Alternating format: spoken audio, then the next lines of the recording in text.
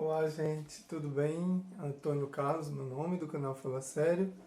Para quem já me acompanha aqui no canal, eu queria pedir desculpa porque percebam que tem um lapso de quase uma semana que eu não posto vídeo. Na verdade, a gente está tendo algumas aulas online, eu estou terminando meu curso e também acabaram-se as férias, voltei a trabalhar, então meu tempo começou a ficar mais reduzido, logo porque eu gravo, né? Eu gravo os vídeos, a gente prepara o tema, a pauta, né? Gravo os vídeos, depois tem que editar, depois tem que fazer um textinho, depois tem que pôr as hashtags, depois tem que publicar. Então é um processo que leva determinado tempo. E, infelizmente eu fiquei um pouco afastado de vocês alguns dias. Eu queria firmar um compromisso com vocês de publicar sempre em 2 dias, que vocês vão saber que certamente naqueles 2 dias teremos vídeos novos, que será a quarta e a quarta e o sábado. Mas de toda forma vocês se comprometem comigo a clicar no sininho e aí vocês recebem as notificações. Apesar de que eu percebi que as notificações estão chegando com um certo atraso. Mas, enfim, estamos aqui no canal, curte, compartilha. Se não for inscrito, se inscreve no canal. Eu gostaria de falar hoje sobre o novo ministro da Educação. Ministro esse que declarou, na verdade, o novo ministro da Educação, o Milton Ribeiro, que tomou posse hoje, né? Hoje ele foi empossado e ele fixou alguns compromissos, na verdade. Três, eu destaquei que o primeiro, o compromisso com a laicidade. Isso é óbvio que todos nós esperamos esse compromisso, porque o Estado brasileiro é um Estado laico. Apesar de a gente ver a predominância por muito tempo de símbolos católicos, e a gente ainda vê em muitas repartições símbolos católicos, se você tem suas convicções religiosas, a sua crença, essas convicções têm que se limitar à sua vida, ao seu espaço. Outro compromisso é o compromisso dele em obedecer à Constituição.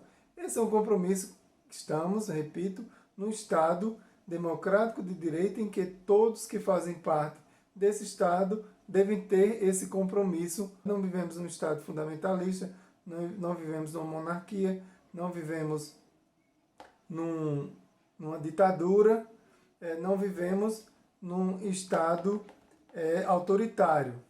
Pelo menos não, né? O respeito à Constituição deve ser mister para quem está exercendo essas funções públicas, que espera que de fato cumpra-se esse compromisso. Sabe, no coração lá dentro, eu espero que ele cumpra, mas você fica com aquele pé atrás, né? Porque vindo de indicação do governo Bolsonaro, você fica com o pé atrás. Outro compromisso que ele estabeleceu foi o diálogo com os professores.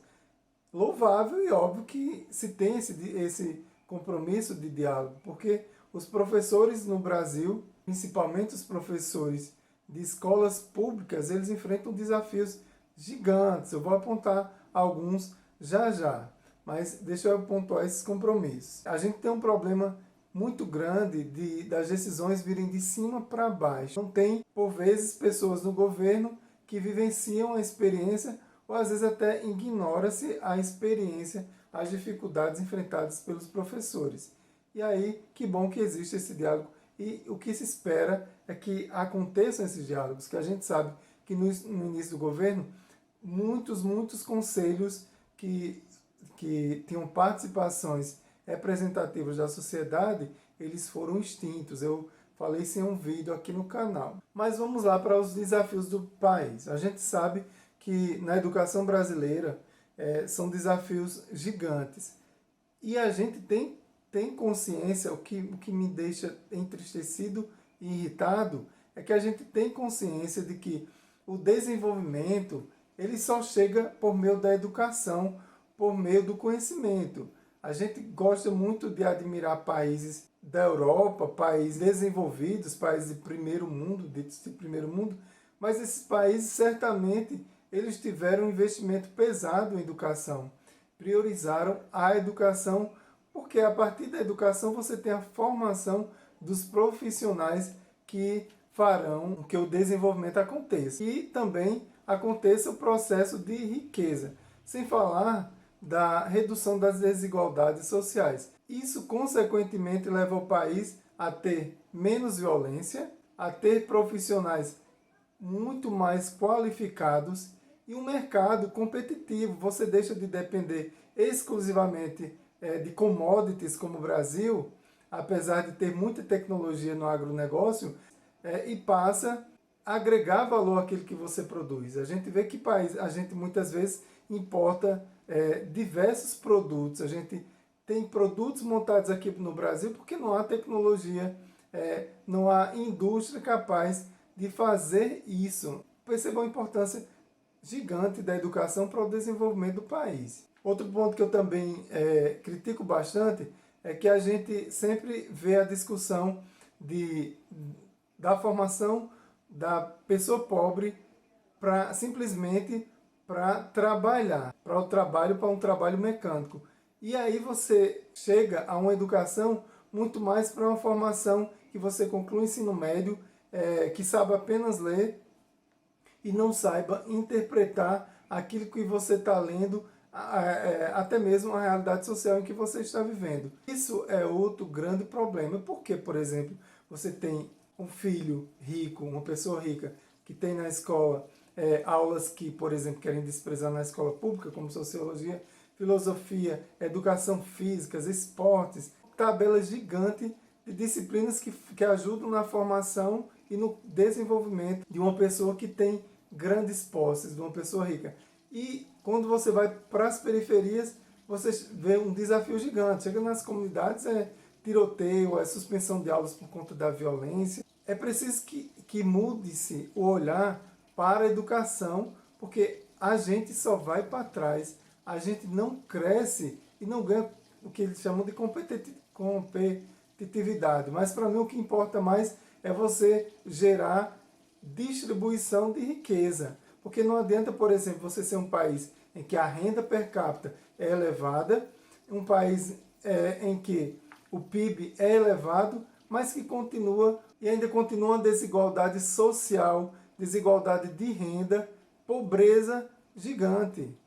Então não é possível que a gente seja a nona economia do mundo, mas que estejamos em posições desprezíveis de desenvolvimento. Preciso que a gente se desenvolva, a gente seja um país rico, mas que as pessoas também desfrutem dessa riqueza, que é o que a gente vê, uma tendência contrária.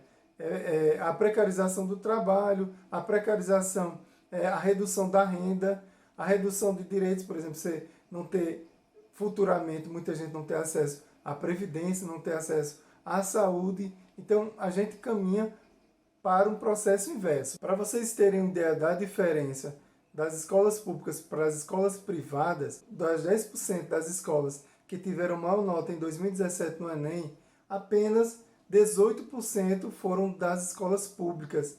E olhem só, 82% das notas foram das escolas particulares. Vejam que diferença gritante. Deixa claro a falta de estrutura, a falta de políticas para que melhore a escola pública. Quando eu imagino escola pública, para mim deveria ser o prédio de maior destaque em termos de infraestrutura, em termos de formação de professores, salas de aulas bem equipadas. Na média geral do Enem, um outro exemplo, na média geral do Enem, em 2017, foi 514 pontos mais ou menos, 70% das escolas públicas ficaram abaixo desse patamar. 70%. E sabe quantos por cento das escolas particulares ficaram abaixo desse patamar? Apenas 2% das escolas particulares. Então perceba, parcela maior da população, a que paga mais imposto, a que está mais exposta à violência, exposta à falta de saneamento básico, exposta a tudo de ruim, a que falta mais educação. E é justamente essa educação que transformaria a vida daquela pessoa e daquela família. Você vê, você tem um pai, uma mãe ou avós que não tiveram acesso nenhum à escola, quando você tem os seus filhos com acesso à escola, você tem uma melhora na qualidade de vida futura. E sai aquela família da triste situação, da triste saga de viver em situações de pobreza. Porque existe um estudo que diz que cada ano de estudo eleva o valor da sua renda. Cada ano de estudos faz com que você tenha a possibilidade de ganhar mais. Então o professor enfrenta diversos problemas. Salas lotadas. Além de sala lotada, você tem o desafio da má remuneração. Profissionais com a mesma formação chegam a ganhar 25% mais que os professores que têm a mesma formação. Mas a gente sabe que dependendo da região, essa diferença ainda é mais gritante. Então você precisa de ter professores mais valorizados para que eles tenham mais dedicação àquela escola que eles trabalhem, para não ter que trabalhar em 3, 4 empregos. Eu conheço professores que trabalham em 2, 3 escolas. Além da vida lá dentro da escola, ainda tem as atividades extraescolares. Como um profissional da educação vai ter a capacidade de se dedicar mais, de ter uma qualidade melhor, tanto de vida como um rendimento melhor como professor nessas condições. A gente já viu em diversas reportagens pessoas que moram no interior, que têm que caminhar 15 quilômetros, têm que atravessar rios, pessoas que não têm acesso à escola próxima, que acabam abandonando a continuidade da sua formação, abandonam o ensino médio. Então, são desafios gigantes que a gente percebe a importância da pasta chamada Ministério da Educação. É preciso que haja um compromisso de fato com a formação no Brasil, com a escolarização no Brasil. E eu repito, uma formação em que as pessoas passem não só a estudar simplesmente pelo trabalho, mas que elas possam estudar para compreender e saber criticar a realidade que o cerca. Outra informação bastante importante: cerca de 40% dos alunos do Brasil repetem ao longo da sua vida escolar pelo menos uma série. Para vocês terem uma ideia, países como Japão, Coreia e Noruega é zero repetência. O Brasil fica em terceiro lugar, só perdendo para Tunísia e Macau nesse nível de repetência. Muitas vezes as pessoas têm que deixar de estudar para trabalhar, para botar comida em casa, ajudar os pais. Às vezes tem que se dividir entre cuidar de criança, cuidar dos filhos, trabalhar, estudar. São diversos os desafios que a gente enfrenta, que o brasileiro, que o pobre enfrenta para ter o mínimo de formação. E é preciso, por isso que é importante o Estado ajudando, contribuindo com políticas públicas para a transformação do país. Não é brincadeira. Ministério da Educação, eu digo sem medo de errar, é a pasta mais importante de qualquer governo. Porque percebam, tudo passa pela educação. Não à toa que, por exemplo, muitas vezes eu recebo pessoas que não sabem quais os direitos que eles têm. E muitas vezes é ludibriado pelo patrão, ludibriado por pessoas que têm má fé. Então, esse foi o vídeo. Eu espero que o ministro da Educação, de fato, tenha um compromisso sério com a educação e que não seja mais um a fazer o nosso país passar por vergonhas internacionais e acabar fazendo a gente perder tempo. Na educação, a gente não pode perder mais tempo, não pode perder uma hora sequer de pessoas queimando neurônios para que esse país melhore. Muito obrigado, esse foi mais um vídeo do canal. Ficou um pouco longo, foi saudade de conversar com vocês. Tchau.